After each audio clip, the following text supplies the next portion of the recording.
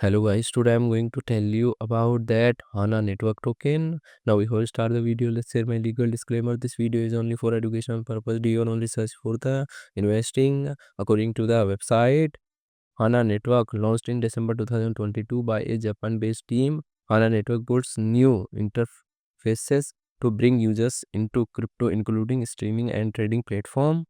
The project vision is to provide hyper-casual crypto entry points for retail users across Asia, Africa, and other regions. In addition to surviving large traders, in 2023, Hana Network was selected for Binance Labs incubation program and has raised a total of $9 million in funding, according to website.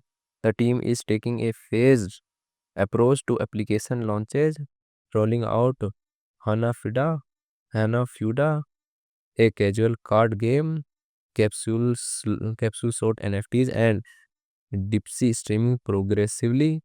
Hana network token total supply is 1 billion and circulating supply is around 420 million. Hana token. Hana token is listed on Binance Alpha, Gate.io, KuCoin, and other exchanges.